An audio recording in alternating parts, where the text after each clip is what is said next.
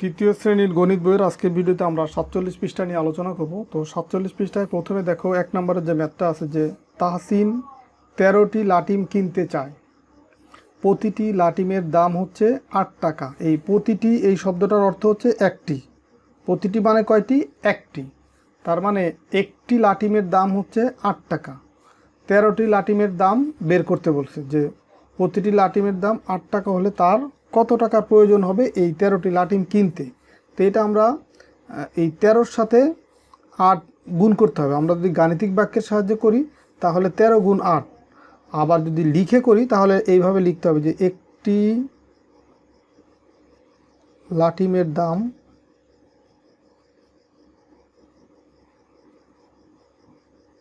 সমান কত? 8 টাকা। একটি লাটিমের দাম, সুতরাং মোট লাটিম সংখ্যা কত? 13। 13টি লাটিমের দাম সমান কত হবে? দেখো একটি লাটিমের যে দাম, একটি লাটিমের দাম যদি 8 টাকা হয়, 13টি লাটিমের দাম এই 8-এর 4 বেশি হবে অবশ্যই, কারণ একটি লাটিমের যে দাম, 13টি লাটিম তো তোমাকে ওই টাকায় দিবে না। একটি লাটিমের দাম ধরে নিলাম 10 টাকা এক একটা লাটিমের দাম, বা এখানে আছে 8 টাকা। তো 8 টাকায় কি তোমাকে 13টি লাটিম দিবে না তো, 8 টাকায় দিবে তোমাকে একটি লাটিম।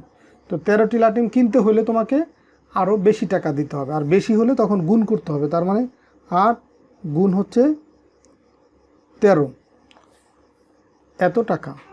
তো এখন দেখো এটা, তাহলে এখন এই 8 13 কত হয় আমরা এই নামটাও শিখছি, বা যদি গুণ করি তাহলেও এইভাবে করতে পারবো।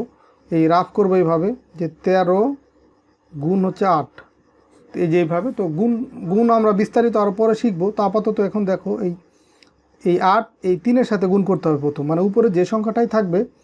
আমরা এখানে যেমন 8 প্রথম ছিল, তো এটা ছিল কি? গুণ্য, এটা হচ্ছে গুণক। তো গুণক আর গুণ্য স্থান পরিবর্তন করলে গুণফলের মান কোনো চেঞ্জ হয় না বা পরিবর্তন হয় না। এই কারণে আমরা এই বড় সংখ্যাটা উপরে দিলাম, নিচে দিলাম ছোট সংখ্যাটা। তাহলে 3 আটা, এই 8 দিয়ে 3কে যদি গুণ করি 3 আটা হয় 24, 24-এর 4। আমরা 3-এর নামতা বা 8-এর নামতা যে পড়ছি, 3 আটা কত হয়? 24, 24-এর 4। হাতে আছে আমার 2, 8 আর 1 গুণ করলে 8 অক্ষে 8, 8 আর 2 কত হবে? 10। দেখো তাহলে কত পেলাম? 8 13 হচ্ছে 104। মানে এই নিচের সংখ্যাটা দিয়ে, যেহেতু আমরা 13 উপরে লিখছি, এখন কিন্তু গুণ্য হয়েছে 13 আর গুণক হয়ে গেছে 8। তো এই 8 দিয়ে 3কে আগে গুণ করব, তারপর 8 দিয়ে আবার 1কে গুণ করব। এটাই হচ্ছে নিয়ম। বা যদি আরও অঙ্ক এখানে থাকতো, এভাবে আমরা ডান পাশ থেকে এক এক করে বাম দিকে যত সংখ্যা থাকতো গুণ করে যেতাম। তাহলে 8 আর 13 আমরা গুণ করে পেলাম কত? 104 এত টাকা। তার মানে 13টি লাটিম কেনার জন্য তাহলে তার কত টাকা প্রয়োজন হবে? 104 টাকা। আর এটা যদি আমরা গাণিতিক বাক্যের সাহায্যে করি তাহলে খুব সহজে এইভাবে আমরা করতে পারি যে লিখব যে গাণিতিক বাক্য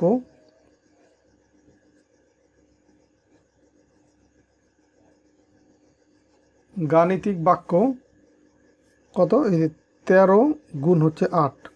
তো এখন আমরা গুণটা রাফ করে দেন আমরা এখানে বসাই দেবো 104। তো এইভাবে গাণিতিক বাক্যের সাহায্যে কিন্তু একবারেই করে ফেলতে পারি। আবার এইভাবে লিখে করে দিলে আরও ভালো হয় যে একটি লাটিমের দাম হচ্ছে 8 টাকা, 13টি লাটিমের দাম কত হবে? 8 গুণ 13 সমান 104। সেটাও তোমাকে এইভাবে কিন্তু রাফ দেখাই দিতে হবে যে এই কত, এই 13 ঘরের নামটা তোমার তো মনে নাও থাকতে পারে। নর্মালি হচ্ছে তোমার 2 থেকে 10 পর্যন্ত হচ্ছে নামটা ভালোভাবে তোমাদের মনে রাখতে হবে বা মুখস্থ রাখতে হবে। বাদ বাকিগুলা তুমি গুণ করে বা এইভাবে সহজেই বের করতে পারবা। তো এখন এইখানে দেখো বাম পাশে আর ডান পাশে কিছু মান আছে, এগুলা তোমাকে দাগ টেনে মেলাতে হবে। যেমন দেখো 14 আর 1 গুণ করলে কি কত হয়? 14 অক্ষে 14। তো এখন দেখো এইখানে কোথাও 14 আছে কিনা, এই যে এইখানে দেখো 14 আছে, তার মানে এইটার সাথে এই যে এটা মিলবে এই 14-র সাথে, কারণ 14কে 1 দিয়ে গুণ করলে 14 পাচ্ছি। তো এখানে 14 আছে, এটা দাগ টেনে মিলাতে হবে। যেমন একটা করে দেওয়া আছে, দেখো 14 আর 4 গুণ করলে 4 14 56। আবার দেখো 14কে 2 দিয়ে গুণ করলে কত হয়? 14 দুগুণ হচ্ছে 28, এই যে দেখো 28 আছে, তার মানে এইটার সাথে এই যে এটা মিলবে। আবার দেখো 3 14 কত হয়? 3 14 হচ্ছে 42, এখানে দেখো কোথায় 42 আছে? একদম দেখো শেষের দিকে 42 আছে, যে এইটা, তার মানে এইটার সাথে যে এটা মিলবে 3 14 এই যে 42। তারপরে দেখো 5 14 কত হয়? 5 14 হচ্ছে 70। তো এখন দেখো এখানে এই যে দেখো 70 আছে, তার মানে এটার সাথে যে এটা মিলবে।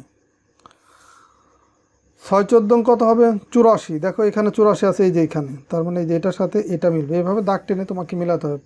তারপর 7 14 কত হয় 84-র সাথে এই যে 6 14 যেহেতু 84, 7 14 মানে এই 84-র সাথে আরও 14 যোগ করতে হবে।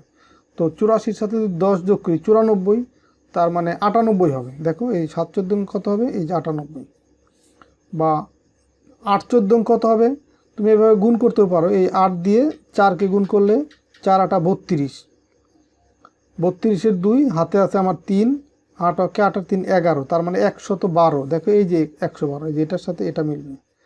9 14 হচ্ছে 112-র সাথে যদি আমরা 14 যোগ করি তাহলে 26, তার মানে এই 9 14 হচ্ছে 126, এই যে দেখো 26। আর 10 14 কত, এই শূন্য বাদ দিলে থাকে 1, 1 দিয়ে 14কে গুণ করলে 14, আর এই শূন্য বসায় দিলে 140, এই যে দেখো এই যে উপরে আছে 140, এটার সাথে তাহলে তোমার এই যে এটা মিলবে। তো এইভাবে তোমাদের পরীক্ষায় কিন্তু আসতে পারে, যে কোনো এরকম সংখ্যা থাকবে, নামতা থাকবে তোমার, এই সেটা অবশ্যই 10-এর চেয়ে বড় থাকতে পারে, কারণ 10-এর চেয়ে বড় একটা নামতা থাকলেও ডান পাশের সংখ্যাগুলো এলোমেলো থাকবে, তুমি এরকম দাগ টেনে মিলিয়ে দিবা। তো এরপরে দেখো 2 নম্বর হচ্ছে আরও গুরুত্বপূর্ণ একটা ম্যাথ, বা এটা একটা মজার একটা ম্যাথ। দেখো একটা ছবি দেওয়া আছে, এটা আমরা মিলাবো কিভাবে, দেখো মাঝখানে একটা সংখ্যা আছে, এই সংখ্যা দিয়ে এই সংখ্যার আবার চারদিকে ঘুরিয়ে আরও কিছু সংখ্যা আছে।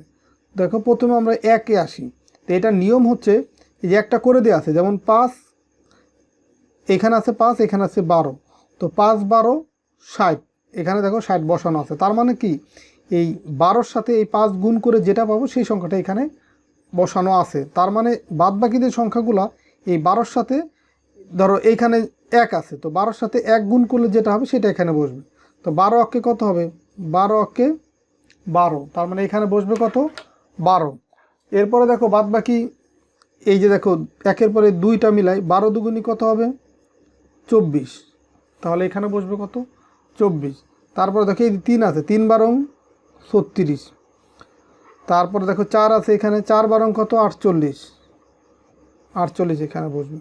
তারপরে 5 12 60, 6 12 72, এই যে 6 আছে, 6 12 কত 72, 7 12 84, এই যে এখানে হবে 84। তারপরে দেখো 8 12 কত হয় 84-র সাথে আরও যদি আমি 4 যোগ করি 96, 8 12 কত 96। তারপর আছে কি 9 12, 96 আর 12 যোগ করলে কত হয় তোমার 9 2 108, 108। দেখো এই 9 2 18-র 8, হাতে আমার 1, 9-কে 9 1 10, তার মানে 108 হচ্ছে এই 12-কে 9 দিয়ে গুণ করলে পাচ্ছি 108। এরপরে দেখো আর কোনো সংখ্যা কিন্তু নাই, তার মানে সবগুলোই পূরণ হয়ে গেল। তো এইভাবে আরেকটা আছে, সেটাও আমরা একইভাবে করব। এটা হচ্ছে 13 ঘরের নামতা দিয়ে করা আছে। দেখো এই 3 13 39, সেটা কিন্তু এখানে বসিয়ে দেওয়া আছে এটা। তো আমরা দেখো 13-কে 1 দিয়ে গুণ করলে কত পাচ্ছি 13, সেটা আগে বসালাম, 13-কে 13। তারপরে দেখো 2 আছে, 13 দুগুণী কত 26। তারপর 3 আছে, 3 13 39, এই 4 13 কত হবে, এই যে দেখো 4 আর 13 গুণ করলে 52। আমরা সিরিয়ালি যাচ্ছি 1 2 3 4, তারপরে 5 5 13 হচ্ছে, দেখো এই যে 5 13 কত 65। তারপর হচ্ছে 6 13 কত 78। তারপর আছে 7 13, দেখো 78-এর সাথে যদি আমরা আরও 13 যোগ করি কত পাবো 91। তারপর হচ্ছে 8 13, 8 13 কত পাবো 91-এর সাথে যদি আমরা আরও 13 যোগ করি, বা 3 8 24, মানে 104 পাবো, 104, 8 13।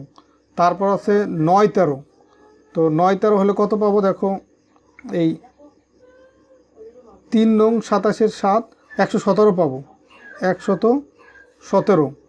তারপরে দেখো 10, দেখো সবগুলো হয়ে গেছে, 10 কিন্তু নাই, আর 1 থেকে 9 পর্যন্ত আছে, এই চারদিকে ঘুরিয়ে 1 থেকে 9 পর্যন্ত সংখ্যা আছে, তার মানে এটাই হচ্ছে সবগুলো আমরা লিখে ফেললাম। তো এইভাবে অন্য যে কোনো সংখ্যা এরকম তোমাদের পরীক্ষায় থাকতে পারে, যে মাঝখানে একটা সংখ্যা থাকলো, চারপাশে ঘুরিয়ে 1 থেকে শুরু করে 9 পর্যন্ত সংখ্যা থাকবে, তখন এই তোমরা এইভাবে গুণ করে এই মাঝখানের সংখ্যার সাথে চারপাশের সংখ্যাগুলো গুণ করে এই বাকি যে খালি ঘর আছে সেখানে তোমরা বসাবা।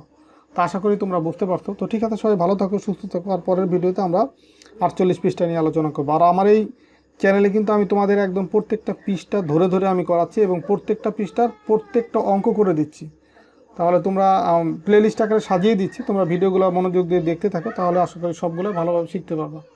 তো ভালো থাকো, আল্লাহ হাফেজ।